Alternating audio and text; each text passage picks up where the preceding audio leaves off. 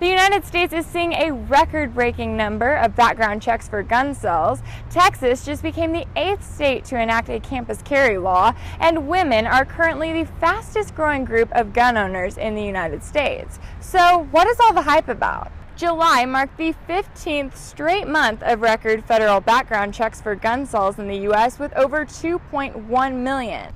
That's an increase of nearly 600,000 when compared to June. It also brings the total to over 16 million background checks in 2016. Here in Texas, a new law legalizing campus carry went into effect on August 1st. So with this law, Texas joins 7 other states allowing licensed individuals to carry a concealed weapon on a public university's campus in the areas where that university has deemed it allowed. Now, it's important to remember that in order to obtain a license to carry a handgun in the state of Texas, you must be 21 years old and you must pass a background check and a 6-hour course that includes a written test and a shooting test. It's also important to remember that while each public university in Texas can set up its own rules, basically saying that concealed carry isn't allowed at certain buildings or athletic facilities, they can't outlaw it altogether. While open carry did become legal in the state of Texas on January 1st, that law does not apply to college campuses.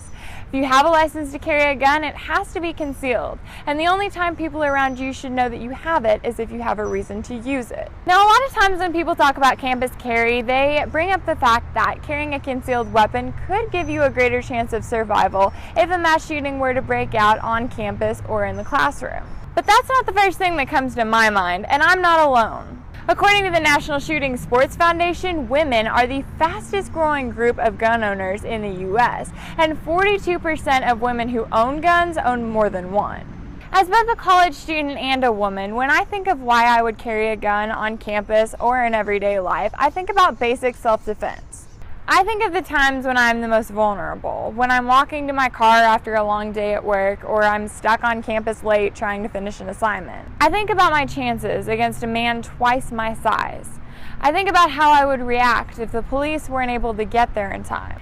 I think now, not because I want to live my life in fear, but because I want to be prepared.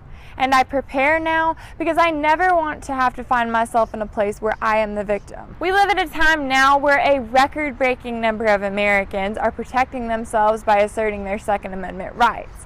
And it's more important now than ever to know your state's laws and how they apply to you. We all know that criminals don't follow the laws, so to say that something like pepper spray or a rape whistle would be sufficient when you have no idea what a would-be attacker is carrying is a complete and total insult. If you found anything in this video interesting, be sure to share it. You can also follow me on Facebook and Twitter. And if you'd like to see more videos like this one, subscribe to youtube.com/WeAreChange. What is the TPP, who supports it, and why does it matter? The Trans-Pacific Partnership is a trade deal between 12 Pacific Rim nations that make up 40% of the world's economy.